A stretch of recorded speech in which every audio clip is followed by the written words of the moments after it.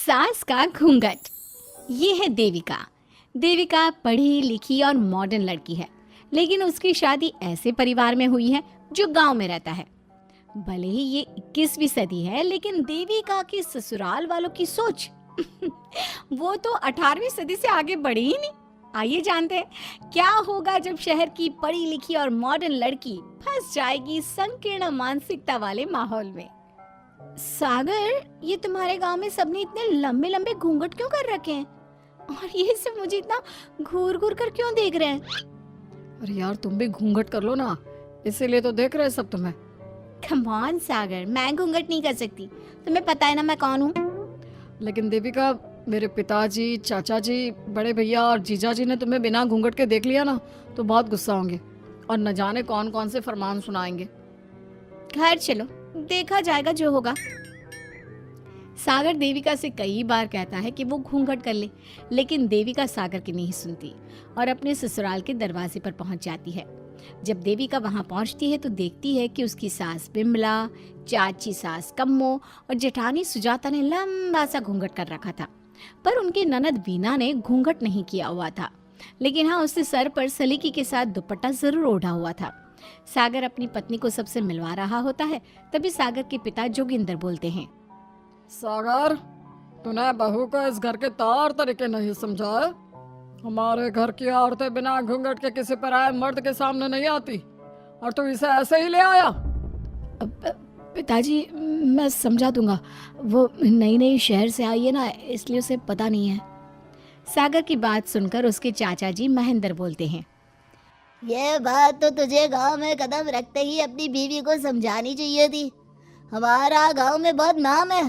तेरी बीवी ऐसे गांव भर में घूमेगी तो क्या इज्जत रह जाएगी हमारी। ये बोलकर जोगिंदर और महेंद्र वहां से चले जाते हैं।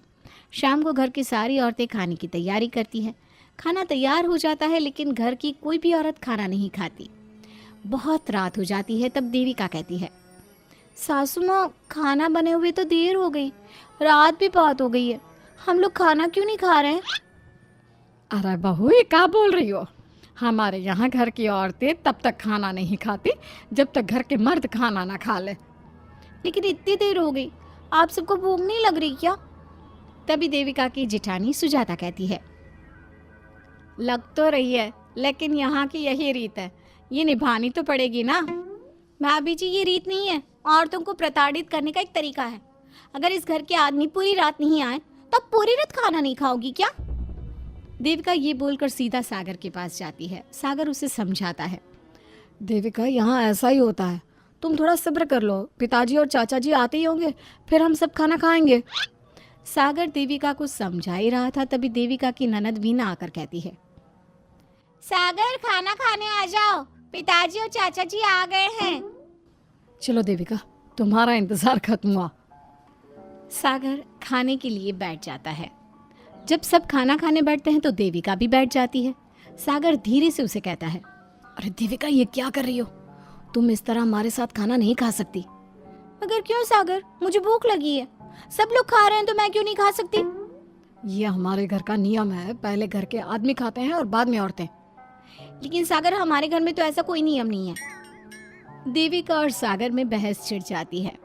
तब सागर का बड़ा भाई कहता है, सागर, तेरी बीवी को एक बार में समझ में नहीं आता क्या कि इस घर की औरतें मर्दों के खाना खाने के बाद ही खाना खा सकती है?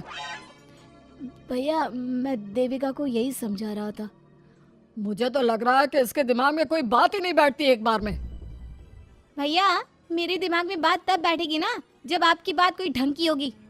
अरे आखिर क्यों घर की औरतों को आप लोगों की बात खाना मिलेगा? हाँ, अब से पहले घर की किसी औरत ने घर के किसी मर्द से इस लहजे में बात नहीं की थी, इसलिए वो सब देविका की बात सुनकर हैरान रह गए। तभी सागर की जीजा और वीना के पति कल्याण जी कहते हैं, ये क्या है सागर, इस घर की दीवारों को औरतों की इतनी ऊंची आवाज सुनने की आदत नहीं है। अपनी बीवी को बोल जरा होश से काम ले और चुपचाप चली जाए। क्यों चली जाऊं मैं चुपचाप? इस घर की औरतें आपकी हर बात बर्दाश्त कर लेंगी, लेकिन मैं शहर की पढ़ी लिखी लड़की हूँ। आपके कोई भी फालतू के रीति रिवाज मैं नहीं बर्दाश्त करने वाली। इस तरह देविका ने सारे घर की औरतों के लिए मिसाल पैदा कर दी। जोगिंदर के घर में पहली बार किसी महिला ने विरोध का स्वर उठाया है, ये बात घर के किसी मर्द को बर्दाश्त नहीं हो रही है। तभी जोगिंदर कहता है, महेंद्र, मोहन, इस बेशर्म लड़के को कमरे में बंद कर दो और आज इसे कोई खाना नहीं देगा।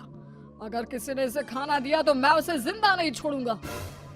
महेंद्र और मोहन उसे कमरे में बंद कर देते हैं और उसे खाना भी नहीं देते। रात के 3 बज जाते हैं। भूख की वजह से देविका को नींद भी नहीं आती। तभी उसे कुछ महसूस होता है। ऐसा लग रहा है कोई दरवाज़ा खोल रहा है, लेकिन इतनी रात को कौन हो सकता है? कहीं सागर तो नहीं? देविका उम्मीद भरी नजरों से दरवाजे की तरफ देखती है, लेकिन दरवाज़ा खोलने वाला सागर नहीं बल्कि विमला और कम्मो है। माँ जी, चाची जी, आप दोनों? बहू, ये ले, हम तेरे लिए खाना लाए हैं, खा ले। और ये बात ना तो किसी को बताना मत कि हमने तुझे खाना दिया है, नहीं तो हमारे मर्द मार मार कर हमारा बुरा हाल कर देंगे। माँ जी, आप यहाँ इतना घुट घुट कर क्यों रहती हो? देविका, अब तू भी इस घर की बहू है, तू भी हमारी तरह रहना सीख ले। इस घर के कायदे कानून अपना ले। इस घर के मर्द तो कभी बदलने वाले हैं नहीं बहू, तो तू ही बदल ले अपने आप को। माँ जी, बदलाव अच्छे के लिए हो तो हमें बदलना चाहिए। बेकार और बेतुकी बातों का तो विरोध करना चाहिए। दोनों ने देविका को समझाने की कोशिश की, लेकिन देविका ने उल्टा उन्हें ही समझा दिया। इसी तरह एक दिन देविका किसी बात पर जोर जोर से हंस रही थी। तभी देविका की सास विमला ने उसे टोकते हुए कहा, अरे बहू, तू इतनी जोर जोर से क्यों हंस रही है? हमारे घर की औरत इतनी जोर जोर से नहीं हंसती। विमला अपनी बहू को समझा रही थी कि तभी महेंद्र बोलता है, अरे कम्मो, कौन है ये औरत जो बेशर्मों की तरह जोर जोर से हंस रही है? तभी कम्मो और देविका बाहर आ जाती हैं। जी जी, वो मैं हंस रही थी चाचा जी। अब आप लोग हंसने पर भी पाबंदी लगाओगे क्या? तुम जैसी बदतमीज लड़कियों से मैं बात नहीं करना चाहता, लेकिन कान खोलकर सुन लो, इस घर की औरतें इतना जोर जोर से नहीं हंसती। और हाँ, तुम्हें पहले ही बता चुके हैं कि इस घर की दीवारों को औरतों की तेज आवाज सुनने की आदत नहीं है। इस घर की दीवारों को आदमियों की ऊंची आवाज सुनने की आदत है, लेकिन औरतों की नहीं। चाचा जी, आपके घर की दीवारें तो बहुत दोगली है। हर पाबंदी औरतों के लिए क्यों चाचा जी? औरतें ये नहीं कर सकती, औरतें वो नहीं कर सकती। औरतें सांस ले सकती हैं या उस पर भी पाबंदी है? चुप हो जाना बहू, मत बोल और घूंघट कर ले। ये तेरे चाचा ससुर है, थोड़ा तो लिहाज कर। कम्मो के समझाने पर भी देविका चुप नहीं होती। वो महेंद्र से ऐसे ऐसे सवाल पूछती है जिनका जवाब उसके पास होता ही नहीं।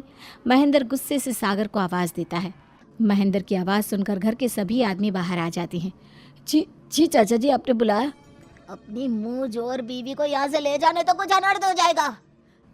क्या हुआ चाचा जी? तेरी बीवी जिस तरह से मुझसे बात कर रही है, छोटे बड़े की तमीज नहीं है इसे। कम से कम 7 दिन तक ये कमरे से बाहर नहीं निकलनी चाहिए। अगर इसे मैंने कमरे से बाहर देख लिया तो किसी की खैर नहीं, समझे? पर मैंने कुछ गलत नहीं बोला। सागर जो सच है मैंने वही कहा है।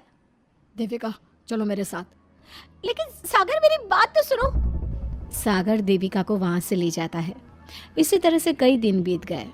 अब देविका अपने ससुराल में हर गलत बात का विरोध करने लगी, लेकिन जितना ज्यादा वो विरोध करती, उसके ससुराल वाले उस पर उतना ही ज्यादा अत्याचार करते। अब देखना यह है कि देविका अपने ससुराल वालों के अत्याचार को यूं ही सहती रहेगी। क्या उसके ससुराल में घूंघट में औरतों का दम इसी तरह घुटता रहेगा? अगर आप इन सवालों के जवाब जानना चाहते हैं ना, तो हमें कमेंट करके ज़रूर बताइएगा। और हमारी स्टोरी को लाइक, शेयर और चैनल को सब्सक्राइब करना ना भूलें।